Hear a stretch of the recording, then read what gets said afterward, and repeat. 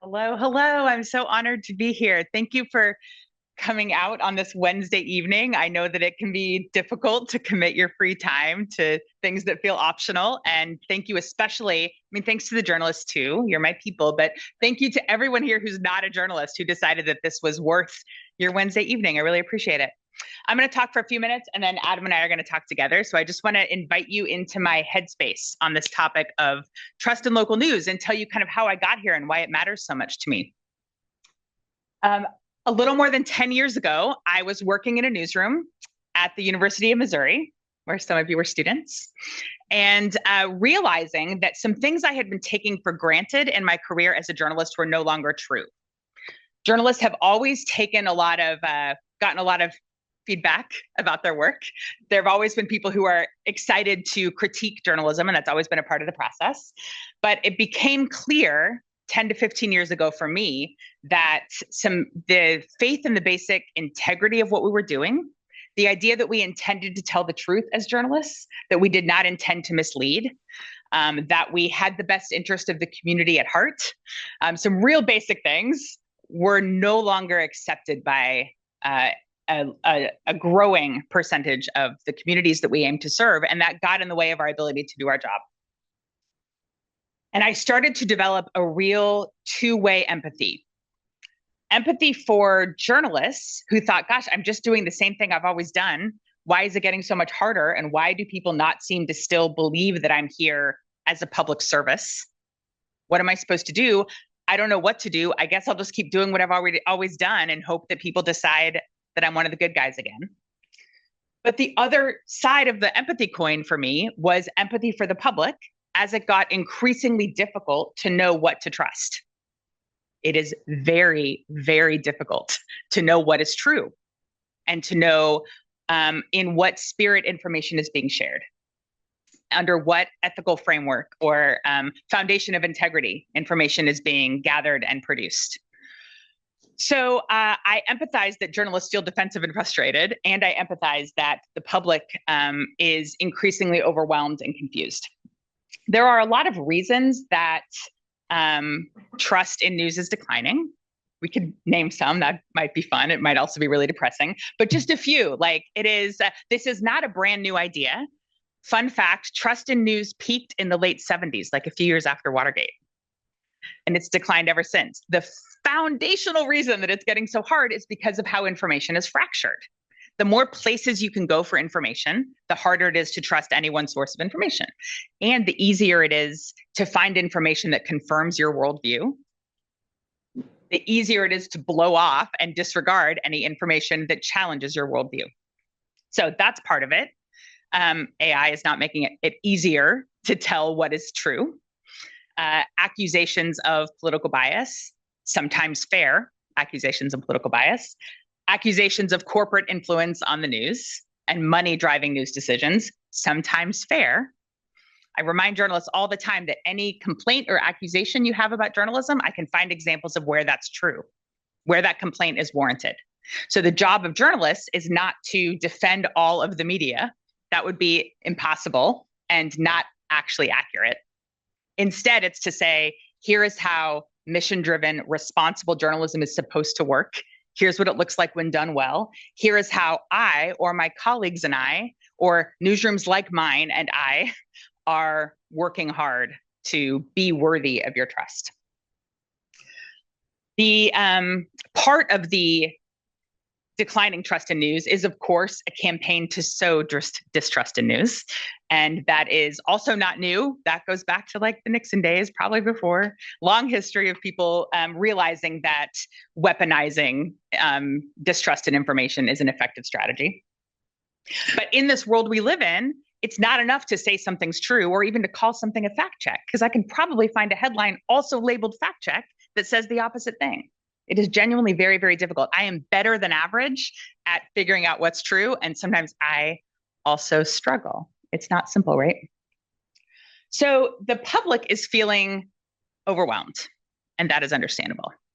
So I would like you to reflect for just a minute. Are you ready for our first little interactive game? I would like you to reflect for just a minute on how it feels to consume the news.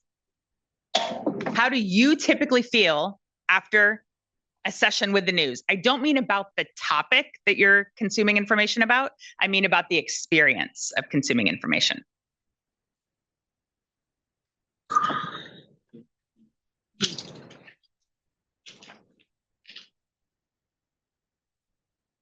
Yep. Grumpy. Helpless. Oh, helpless. Gosh, that hurts.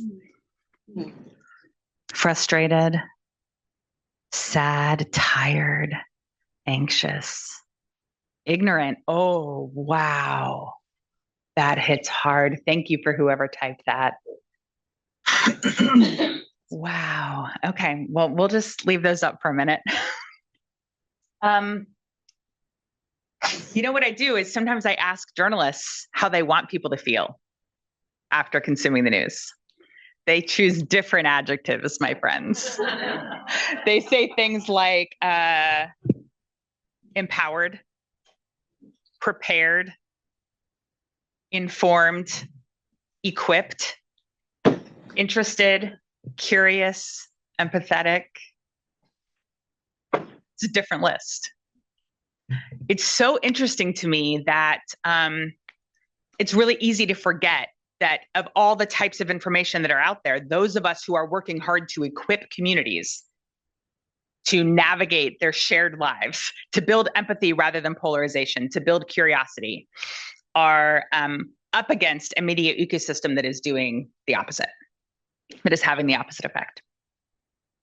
Meanwhile, another fun factor about the media ecosystem these days is that the reach and influence of traditional journalism is just declining. So many people are disinterested, find it irrelevant, don't tune in at all. But you know what? That does not mean that they're not curious or that they don't want to be informed. There is plenty of information in the world. There are just a whole lot of other places to get it. My team and I are doing a lot of work with creator model journalism, as we call it, individual people who are sharing information in the spirit of journalism. There are plenty of folks on social media who are not sharing information in the spirit of journalism, but there are also, you can be a really responsible news consumer on TikTok these days. It's all dependent, just like with the radio dial, all dependent on who you're tuning into. So this is the ecosystem that my team and I work within. And our approach is to move beyond the automatic defensiveness that journalists feel when they see this list. That's not what I'm doing. That's not me. And instead, look at what it looks like to, instead of expecting trust or worse, demanding trust, earning trust. What does that look like day to day to build, showing that you are indeed trustworthy, being trustworthy, and then demonstrating your credibility and your integrity? What does it look like to make that visible? So it's our job to earn people's attention, to earn the right to tell people's stories, and to make that the priority of all journalism. So we teach journalists to do things like explain how we know what we know, who we are as a team, why are we credible in this space, what are our processes, how do we check to see if something's true, how do we decide what to cover, how are we funded, and does funding influence our coverage priorities? What are our ethics and integrity? My team hands out like postcards to journalists with tips on them. And one of them just says, do you have ethics? Cool. Nobody knows that because we don't ever, it's like 4 clicks from the homepage. You may or may not find a policy that says what we promise to do, right? It's very hard to find. It's not visible in day-to-day coverage. In my dream world, there are notes with stories that say, as is consistent with our ethics policy, and here's a link, we were careful in this story to do these things, and outlining how that ethics policy operationalizes. What does that actually look like? Journalists need to validate skepticism. When people say, I don't know what to trust, why should I trust you? Gosh, we're such skeptical beings ourselves. And yet somehow we expect people to automatically trust us. So validate skepticism by saying, I'm so glad you asked. Here is the story of why I'm trustworthy. We need to remember things like most people aren't news junkies. Most people are not. You guys might over-index, I'm getting the sense, on your appetite for news compared to the average population. This room might not be a generalizable sample, but most people are not constantly scrolling. My husband's a former journalist, actually, who now works in a hospital all day, and he'll come home at the end of the day and say, oh my gosh, did you hear? And I'm like, yeah, at like 8 o'clock this morning, right? Totally judgy about it. He's just living his life, my friends, and he still is just as engaged and curious and desires to be informed as he ever was. So we have to remind journalists to be useful and relevant to people who have different appetites for the news, to be useful and relevant to people who see the world very differently. Journalists tend to have a lot of things in common with each other, things that are different from the population overall. 22% of journalists live in New York, DC, or Los Angeles. If you are watching national news anywhere else and saying this was not made for or by people like me, you are correct.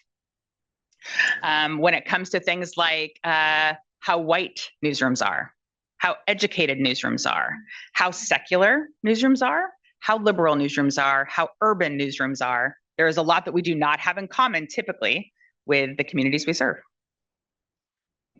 So we advise journalists and coach them through deep curiosity about who feels seen and understood by their journalism and who might instead feel neglected or misrepresented by their journalism.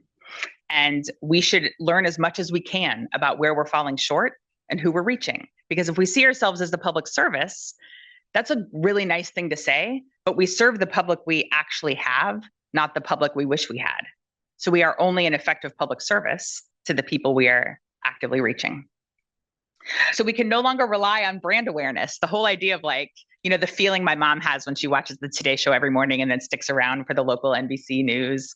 And she just she trusts it, right? She has an affinity for it. It's like a lifelong relationship. I met Jane Pauley recently, and my mom was like losing her mind because she's watched it. They're like the same age. She's watched Jane Pauley her whole life.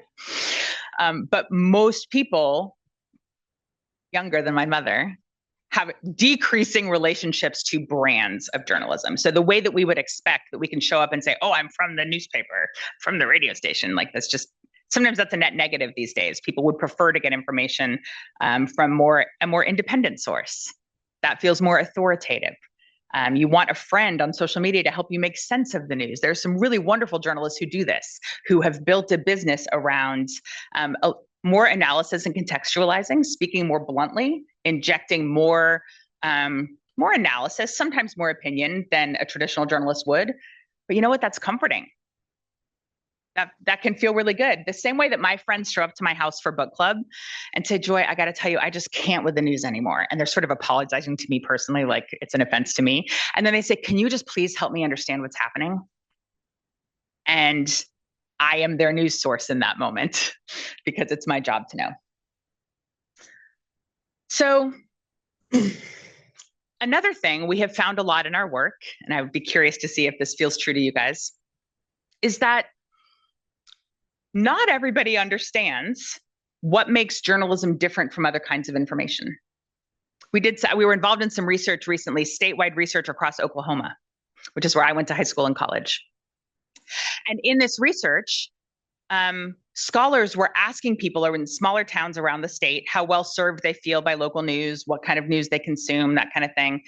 And so many people said, I feel like I get everything I need from my local Facebook group. I don't know if you guys are part of a lot of community Facebook groups. I join a lot of them. And especially in small towns, they're like a hub of conversation.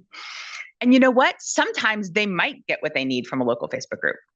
If they're just wondering what time the parade starts on Saturday morning, probably somebody there can tell them, right? But if they want to understand the context behind an issue, if they want to understand how something would affect different stakeholders across the community, there's a role for journalism. And you know what? We don't really explain that. Journalists often don't really explain, here's what our discipline is. Here's the value we offer. Here's when it's a good idea to rely on the independent perspective we bring. Here's why you want someone who's paid to go sit through those boring meetings, read those long reports, investigate the history of something, pound on doors until someone's going to answer the question. What is the value that brings? Because we can't take for granted that it's widely understood in communities. And you know what? Sometimes I spend some time reading some of the small town newspapers that used to be so robust. And as the business model changes so much, sometimes there isn't that much in them. And maybe it is hard to argue that as people struggle with budgeting, that is a good investment. I can't believe how much things cost these days sometimes. So I think a lot about what I would like, how I would like to empower the public news consumers to navigate information.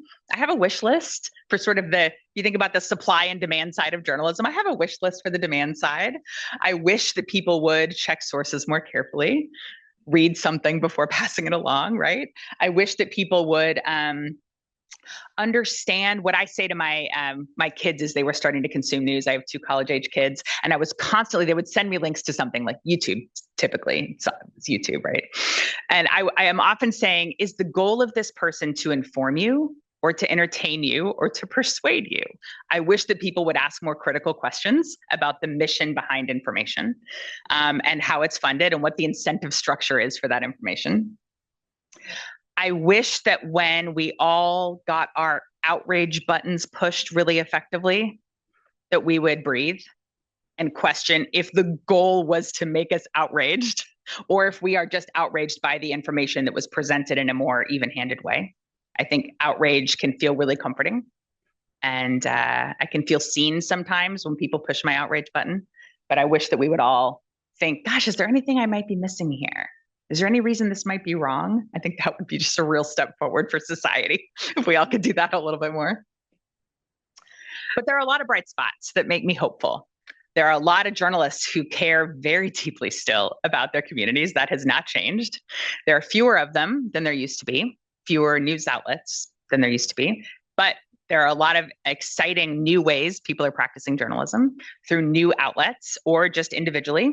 It is kind of amazing how easy it is for anyone to help document their world. And we're seeing the power of what happens when citizens exercise their ability to easily document and share the world. We know a lot more in some ways about what's happening in the world now that people are armed with cameras and can help commit acts of journalism than we did when we had to rely on a few people, right? That's a net positive in a lot of ways, also very complicated. I am interested and excited when journalists show a real willingness to do some deep listening of their communities. And I'm seeing a lot of signs that journalists are still deeply interested in what their communities need from them and are setting their own agenda based on what they hear from their communities. That's very important and I think empowering. I am not seeing any signs that the public is less curious than they used to be. I think people still really want information, and I care very deeply about helping them find the information they need. The goal of my team and I is to evolve the practice of journalism to adopt practices to actively earn trust rather than expected.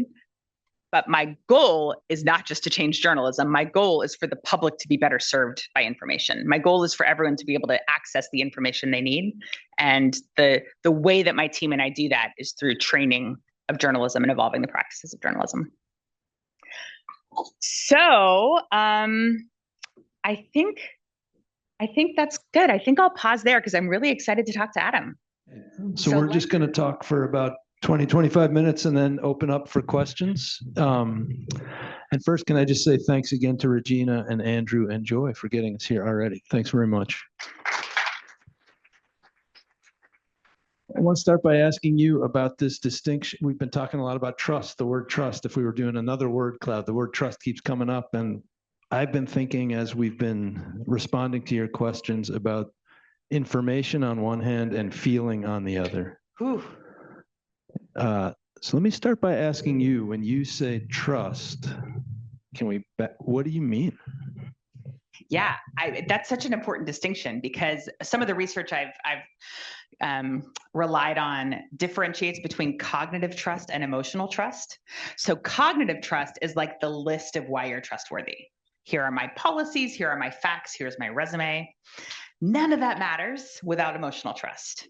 And so when people are asked questions like, I think about integrity, do I think that you are out to mislead me?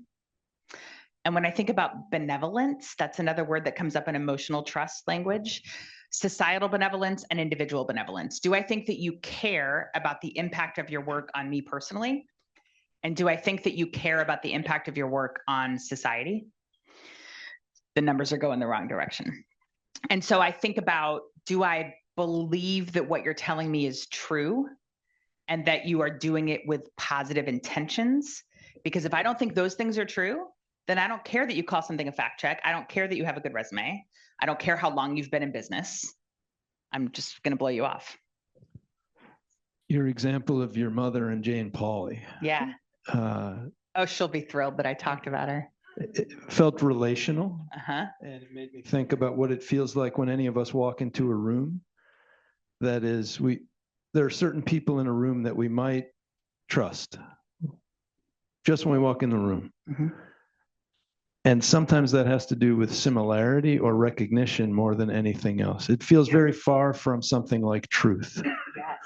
So given what you said about journalists being so disproportionately urban and Northeastern and educated. And white, don't forget white. And white, we could go with more categories where they're going to be different from at least a good portion of the people they want to reach. How then to build that feeling of trust given those kinds of differences? Well, it's worth saying that people, I'm going to back into answering because I would like to point out that it's easy to get really nostalgic about the good old days of journalism. Like people like to point to what it looked like when everybody consumed one of 3 TV channels and we trusted everybody. And yet those are all the same kind of folks on TV. And a whole lot of the world did not look at Walter Cronkite and say, oh, he's so relatable. So in some ways, our expectations have changed that we could expect relatability. In some ways, people who were never reflected in mainstream news are now getting more opportunities to find news that reflects their lived experience, their worldview. But absolutely representation of different lenses on the world in newsrooms matters a lot. And we work with newsrooms on things like not just race and ethnicity, which I think absolutely having a more proportional representation on your staff matters a lot. But do you have people who understand different stages of life? Do you have people who lived in a small town ever? Do you have people who come from experience different political lenses on the world? No matter how you vote right now, do you have people who deeply respect and love people who see the world in different ways? That matters a lot when it comes to sort of the intellectual diversity, maybe the just the perspectives that are represented as newsrooms debate issues, as newsrooms say, what does it look like to cover this issue fully and fairly and thoughtfully? What perspectives are represented around that table? So it feels like it's pointing toward a challenge, and that is if you're just talking about relatability, which feels like it may not be the same thing as reliability. True. So I want to push you a little on which to strive for more and how to strive for it. Is it that we should try to be fully reflective and relatable, or that we should demonstrate reliability? How do you know which to emphasize more and what they consist in? Well, thinking out loud here, that's a good question. I mean, do they correlate to emotional trust and cognitive trust? Like reliability is the cognitive trust. I will show up every time. I have a job description and I fulfill my duties. And relatability is emotional trust. If you're not reliable, if you don't reliably get the facts right, then you're not worthy of trust. But if you would like to connect with people in a way that invites them to turn to you over and over and develop a relationship either with you or with the information you're sharing, then some sort of relatability. Is it that you're both a part of the same community, whether that's a geographic community or a community of interest or affinity or identity in some way? It's not that every individual journalist needs to be relatable to every individual community member, but if you're asking me as a team, as a newsroom team, as that newsroom is perceived across town, as their staff goes out around a physical space, do you have a way in? Do you have an on-ramp to connection with that team, or do they all seem alien to you? I think that matters. Mm-hmm. And it's good because I keep thinking of these alternatives which are drawn too starkly. But another one is around, you just said what you want to do early in that comment. And I heard in your words earlier something about the question of what journalists hope the people receiving information from them feel. Mm-hmm. Also maybe what they know. Mm-hmm. Maybe also what they do. Mm-hmm. Can I ask about the priority among those three? that is feeling, Yeah. knowing, and doing. Yeah. If you had to say the field of journalism is most devoted to which of these actions or in which order? Knowing is the most foundational. Fundamentally, we want to give information that increases what people know and understand. I think often we also care that people act. And I wish journalists spent more time considering and being transparent about what they hope people do. Not like vote this direction, but we care that people are civically engaged. We want people to feel motivated to follow up, to learn more, to look at their neighbors differently, to understand something and engage with something more deeply. That, if you spend time as a reporter writing a story, you don't want people to feel indifference and move on. Often you think, gosh, wouldn't it be great if this active turnout at this event I just wrote about increased? That'd be cool. If people, came back tomorrow to see if I have more information, if people reached out to this campaign I wrote about to see about getting involved. You want to inspire people to engage in their community. I think that is often a motivating factor. I think the feeling, I don't know how to rank the feeling. I think it might none of that's possible if you don't feel positively toward it. If you feel what were some of those words? Yeah, grumpy, exhausted, overwhelmed. None of that is going to inspire action except tuning out. I was thinking about that slide as well, because I was thinking about, we're in an educational space, both here and in Eugene. And I was thinking about and you said the first most important foundation is knowing, that is, journalism is most devoted to what people will know. I think so. And then I was thinking, what are the conditions under which any of us come to know more than we already know? There has to be a desire to learn. There has to be curiosity. And if you're full of hostility, that doesn't put you in a space to learn. Or apathy. Mm-hmm. And you made disappointed sounds when that slide was filling up earlier with words like, yeah. So what do you do with that feeling when you see those words coming in? Well, Adam, I take a deep breath and remember how much work there is to be done, and feel really lucky that I have a job that involves trying to make change. I think I spent most of my career in newsrooms and have so much admiration, and the job of being a journalist has just gotten harder, and the pushback has just gotten more intense, and the number of things you're supposed to be doing grows as the staff shrinks and the political climate gets so much more complicated. The forces are against them. And I feel grateful that the purpose of my work these days is to help journalists navigate that. So you have moved from being in a newsroom to helping newsrooms do their work. Yes. A lot of different newsrooms around the country, it sounds like. Yep. And you maybe addressed this a little, but I'm going to ask you to be a little clearer. What are clearly the biggest challenges to you for most journalistic newsrooms to do their work the way they hope? What are the challenges they face, or what are my challenges they face? Things that most fundamentally,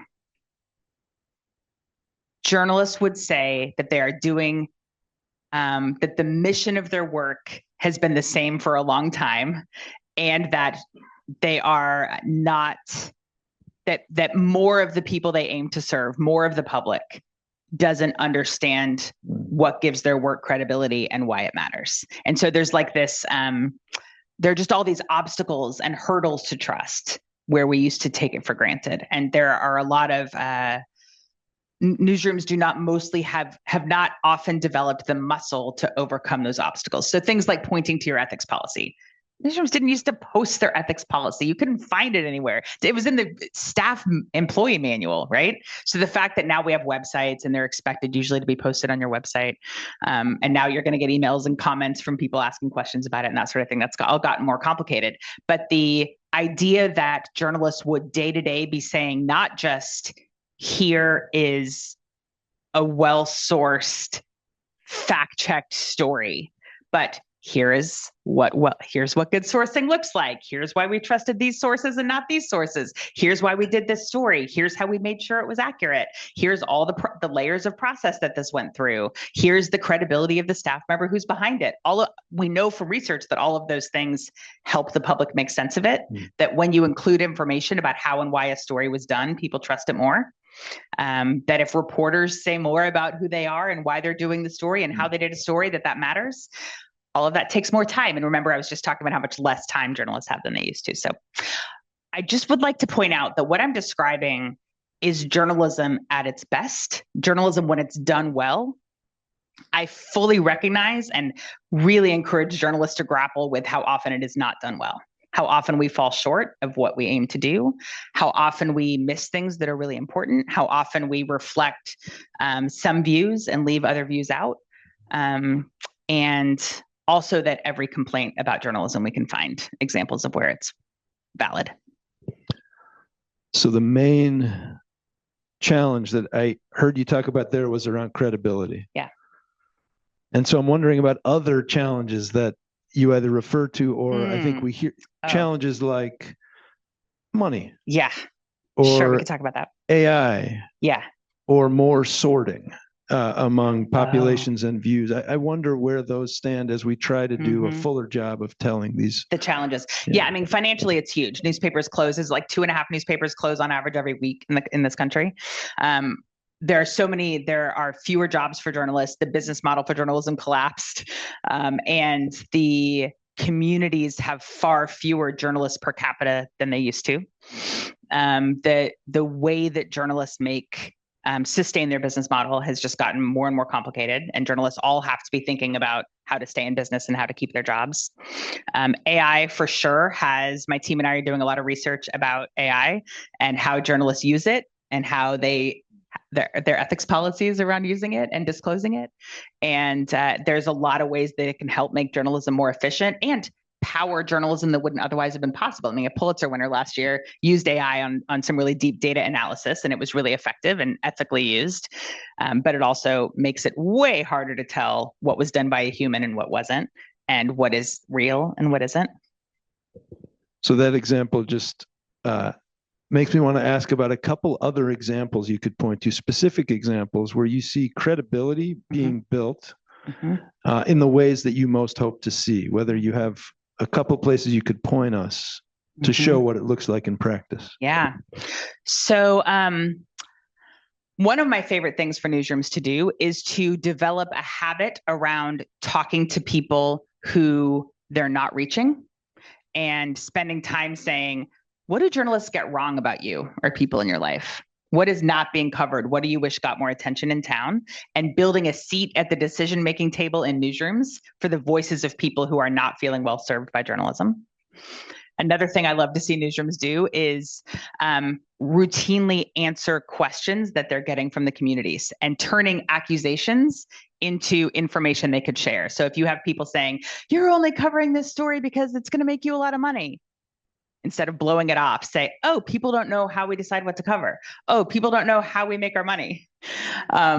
So we work with newsrooms on things like explaining how you cover elections, explaining how you work to be fair. Journalists would mostly say that they try really hard to be fair. And yet that is not a word that the public would associate in general with journalism. So we should be really curious about that, and we should articulate it and get on the record about what that looks like day to day in newsrooms. So we work on things like that. Where are you on the record about how you operate? If somebody has a complaint or an accusation about the media, what is your counter narrative? Where are you explaining why that's not true about you? Might be true about plenty of others. It's interesting as you, in a way, you're encouraging a little more explicit attention to who's producing the stories. Yeah, we don't mostly like that. Yeah, journalists don't like to be part of the story. Okay, and typically. You think that will build credibility to? If it's done correctly. If it's done incorrectly, it becomes about ego. Look at me and how hard I worked. Look at me and how great I am. But if it's done in service of inviting people to consume information in a way that makes the credibility clear, then yeah, it can be very effective.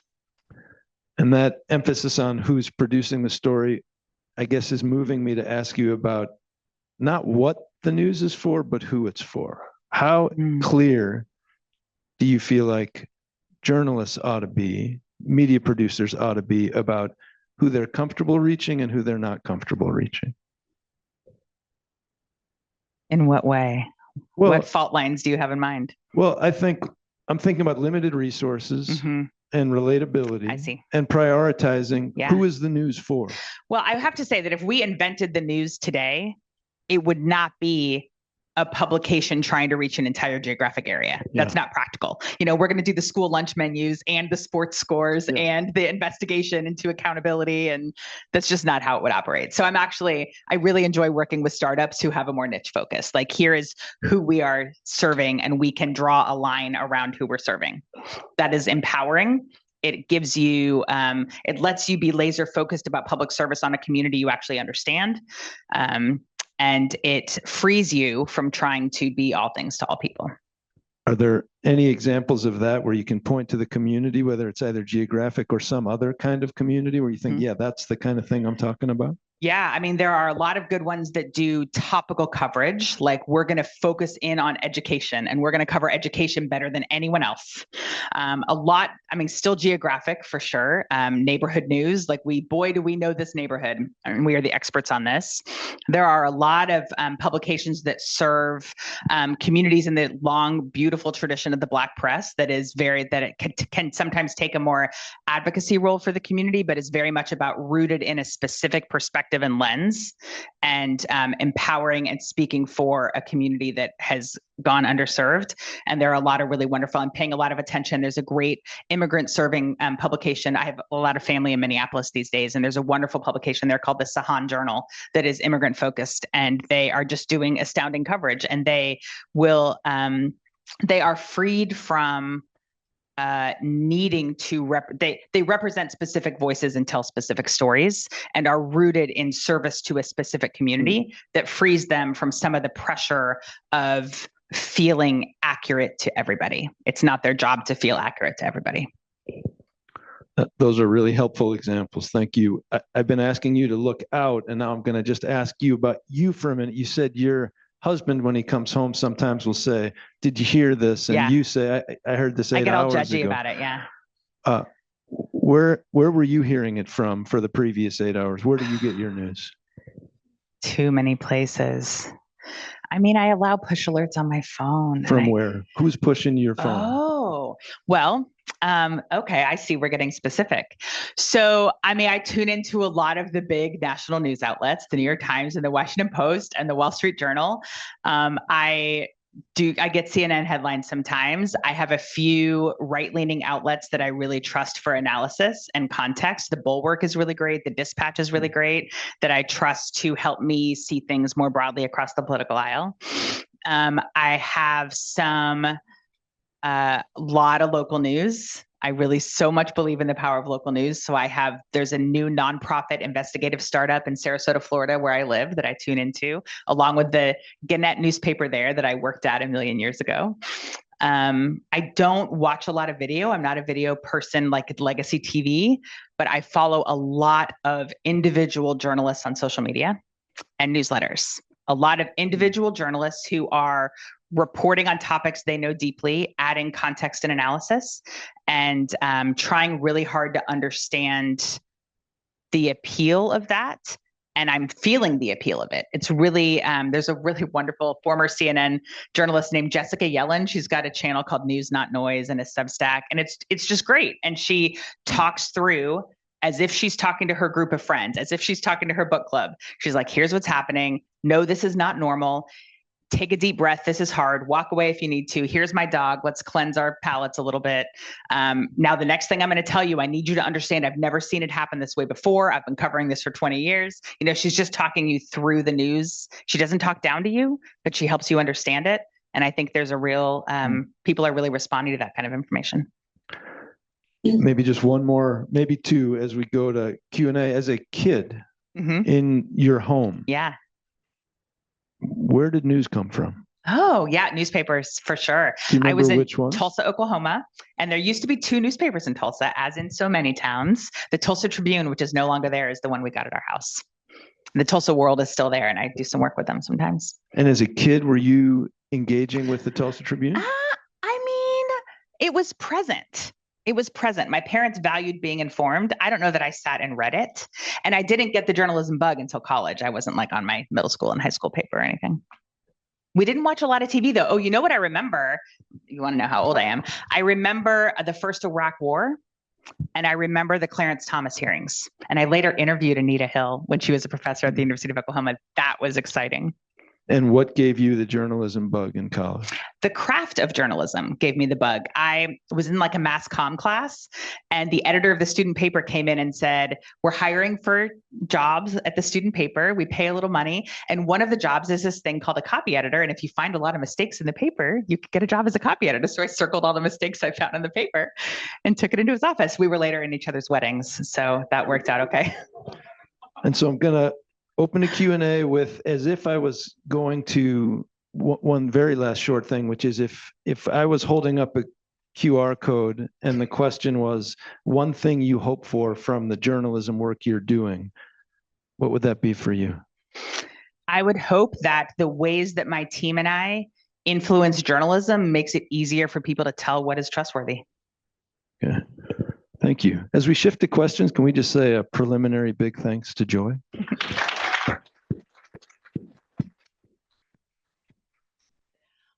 These are all such important issues, of course. I mean, and they have been. And it's I don't think you said the year that you started this, but I believe it was 2016. It was January 2016. So yeah, I think that was right, you know, as Trump 1 was starting. It did predate, like the idea for this, it's not in response to Trump, right, but it was I get that, but that was the era. Could not have sort of contradicted your momentum. I feel like this is almost though sort of a parallel conversation where we're not where this greater context, the biggest story, if you will. It's not even a story. I mean, it's the attack of our democratic institutions. It's murdering people in the state's name. It's claiming that government agents have immunity to kill citizens. I mean, I don't need to go on and on. We know what we're living through, but it's like, do we need to, you know, do we need to produce news that everyone is going to find fair and accurate when 30% of people support the murder of citizens and believe that that is okay because a de facto dictator says it? Please respond. We'll just I like start how Allison with gave like, us a softball pitch yeah, there. Totally. Thanks for that, Allison. The goal, you will not be surprised to hear this is a question I get from journalists all the time. And the yesterday, I didn't. I was with the OPB crew yesterday. Yeah, I held back. Thank you. The goal is not to pander or to feel accurate to people who believe in alternative facts. The goal is not to feel accurate to people who believe in alternative facts. I do believe it is very important for journalists to think about whether they care, whether they are believed. Because sometimes there are ways to cover something in a way that gives on-ramps to people whose minds are still open. I think there are people who are not going to believe us no matter what we do. And it is not my intent to change newsrooms to the extent that they're believed again by 100% of the people. I do think there are a lot of people who hold views loosely or are genuinely, in good faith, not sure what to believe and are hearing conflicting things in their lives. And I would like for journalists to spend more time thinking about, how is this going to land? Who is this hearable by? Are there things we can explain instead of taking for granted that everybody already understands why they're true? I think I gave an example yesterday about how, you know, we might say, I was working with here's an example, all right? I was working with a newsroom right after, like 2021 or so in Tennessee. And they were running Associated Press stories that would say things like Trump's baseless claims about a stolen election. And they knew their audience well enough to know that if they did not back up baseless claims of a stolen election, they were not hearable by the people in their community. That does not help them stay in business, and it does not help them serve their community with trusted information. So they started to add a paragraph into all Associated Press stories that backed that up. This many audits, this many lawsuits, Republican state officials have found. Back it up. We call it bringing the receipts. If you know that something is going to feel like an opinion, not a fact, bring the receipts. I don't mean that there is a way for everyone to believe that you're telling the truth, because, you know, that component of emotional trust, if they've already decided you have zero integrity, they're probably not paying attention to it anyway. But when we understand our audiences well enough to know this information is not accessible to everyone in its current form, we need to provide more on-ramps and help people understand what is happening around them. That is why community listening matters so much. And that is why being curious about where people are getting information and who they're trusting can help you provide a better public service. I'm not a journalist. I work in civic life. Much of my work project is around supporting elected leaders and communities to serve the community and do the work of democracy. If I were going to start your organization, I'd call it Trusting Democracy. Cool. And my question is, as we move deeper into authoritarian power consolidation, the impacts for journalism are real. Yeah. I also wonder about what journalism owes democracy right now. What is a trustworthy pro-democracy journalism?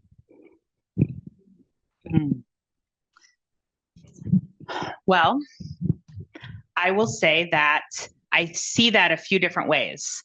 I was doing some work recently with a really great news outlet called Global Press that has that empowers journalists around the world to cover their own communities.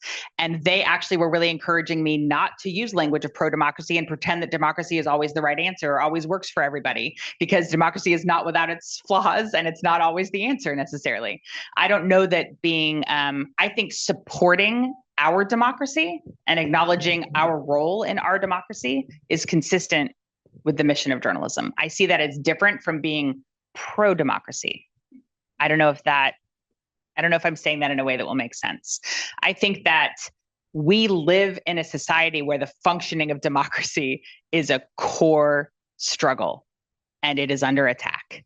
And helping people understand how democracy is supposed to function and our role in it, and what is normal and what is not normal. I have a bunch of social science researchers I've been working with who study political communication and democracy, who are saying things like, we need to make the principles of democracy more clear. Don't just say this isn't typical. Explain. Don't just say this is anti-democratic, this is a threat to democracy. Say, okay, why does this matter? So how does the fact that federal agents won't identify themselves, how can we help people connect that to a basic principle of democracy? What would it feel like to you if you got pulled over for a speeding ticket in an unmarked car with somebody who wouldn't say who they were, wouldn't tell you who they were taking away some of your freedom or charging you money or whatever without any accountability? What are the principles of democracy that violates? I think we have a lot of opportunity as journalists to do a better job connecting what is happening to democratic norms, instead of taking for granted what that people understand and are doing that for themselves. Okay.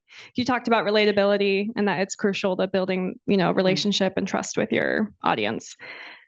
My question is, journalism has long valued like the anonymous, seemingly objective journalist where people don't know anything about who they actually are. Do you think that's over and that most journalists should, any public facing moment, or if they are public facing anyway, should reveal about themselves, how they grew up, maybe what they believe, maybe not every time, but a little something about them? Do you think like that is where we're at, especially in like the content creation era? I mean, on those platforms, I think there's plenty of evidence that will help people build relationships and loyalty. I will say that there is a hefty amount of privilege in getting to choose and feeling safe sharing about your life. I wouldn't worry too much if I said, hey, I live in this place, I got 2 kids, here's my dog. I'm going to mention where I go to church or what dog park I like to go to. Other people would feel way more vulnerable. The way that some journalists get attacked online, female journalists of color, it's so scary. And I think that I have to remember that when I'm encouraging journalists to share something about their life, that is not available to everyone in the same way. But I do think that the same way that we all, as we move through the world, try to build connection with people, like the grocery store checkout person, like, oh, you like that band on your t-shirt? I like that band too. When I was a reporter, I would say like, I would constantly look for commonality. Like the way my husband's a social worker, he does the same thing. Like, oh, we have that thing in common. You're from Illinois, me too, right? And it makes the patient in the hospital where he works feel more comfortable. So I do think that the ways we can find to connect that we feel comfortable with help. I'm going to go to a question with in Eugene. Lori, is it possible for you to unmute and ask yourself? I think so. Can you hear us okay? We sure can. Thanks. All right. So I'm from a really small town, and I think a lot of the people in my town get their news from Facebook groups and things like that. I can relate on that idea. But I kind of struggle with this idea of how you could introduce maybe like average consumers of news that are getting it from social media. How do you make yourself trustworthy, or how do you make them care about you being trustworthy? I almost feel like there's, again, a sense of apathy, or maybe not really caring very much about the person who's producing the news, more so like the headline of the news, especially with like kind of the consumption through social media. So I kind of struggle with how you would do that for maybe like the average consumer who's not necessarily invested in reading the full news article, but just the headline, or how do you do that? I mean, there's a difference between making it about you and earning trust in you as the vehicle of information. Like, I think that if I've participated as a journalist in a lot of community Facebook groups, and my goal is not to draw a lot of attention to me and who I am. It's to say, I'm going to pop into the Sarasota Moms Facebook group as a journalist. I'm going to say, hey, I'm a mom too. Really appreciate the information I get from people here. Just wanted to share that one thing I've been looking into is this topic. And, I'm going to try to like show my connection to it and my investment in it, which is a type of credibility. And that's how I would invite people to trust me as a messenger of information in those more personal spaces. I was actually, sorry, frog in my throat. Curious about your use of the word objectivity. And my question is, where does objectivity fit in all of this? I'll just leave it there. Right, we all know there's a debate, yeah. Yeah, I think the way we have come to talk about objectivity in journalism is so broken. It's a word the public still uses a lot, and so I don't want to avoid it entirely, but I think it is impossible to separate who we are as human beings and how we see the world from our work. I think that there is a discipline of objectivity in newsrooms. I think objectivity is a process that we're going to go through where appropriate to determine whether we are looking fairly and even-handedly and comprehensively enough at a topic. But I think the idea that any of us could be blank slates is not accurate. So something I think a lot about is the idea of news deserts, and kind of piggybacks off the idea of small towns and just places where maybe there isn't even a paper anymore. So it's just you get the news off Facebook or wherever. But what's happening, like, especially you talked about earlier, like who's covering these meetings, who's covering city council, who's covering the school board, who's covering development commission, wherever it is. And there's a program out here, Uplift Local, that's doing this documentaries program, which is like paying and training people to cover these meetings. Big fan. And to that point, I was curious if you had, is this still on? Yeah. Okay.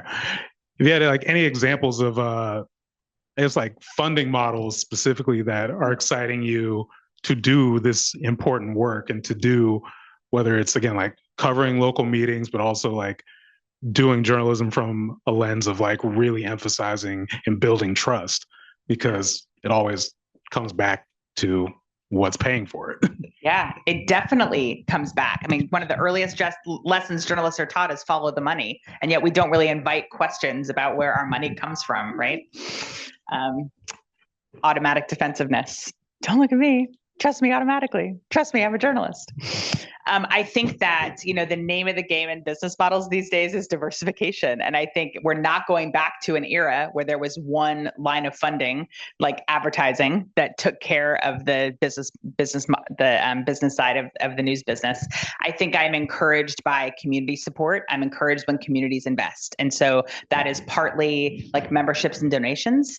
It's also philanthropy. I'm encouraged. There's been a real increase in the past few years in philanthropic investment in journalism, whether that's direct support to newsrooms or infrastructure like collaborative spaces or training and support or other infrastructure for newsrooms. I'm really encouraged that more people are seeing that the communities and funders are seeing journalism as the public good that it is.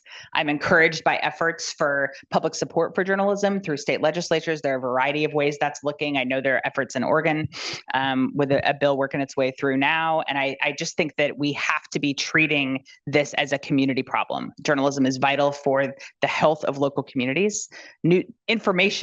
Trusted information is vital for the health of local communities. That can look a lot of ways, but I think in seeing that as an investment is really important. So I'm going to get one from the Slido poll. I think it somewhat overlaps with what was discussed before, but it has a unique perspective. Do you have a duty to respect different viewpoints that either aren't respectful or enable others to be disrespectful? God, that's a good question. That is not binary. That's not a yes or no, and I reject. Sorry, I'm feeling a little like aggressive in my answer, but I have strong feelings about this because no, we do not have an obligation to amplify hateful, disrespectful voices. We do have an obligation to help communities understand each other. I am sometimes disrespectful. I sometimes say things I later regret. I have changed my mind about things. I think we have an obligation to complicate people's view, to understand what leads people to see the world in certain ways. A friend of mine from Seattle, Monica Guzman, wrote a book called I Never Thought of It That Way, that's about curiosity and is all about not asking people what they believe or to defend their beliefs, but to explain what in their life brought them to see the world a certain way. I've seen over and over the power of empathy, the power of curiosity and listening. And so I think journalists have an obligation to help people understand their community and build empathy for their neighbors. Of course, not all views deserve amplification.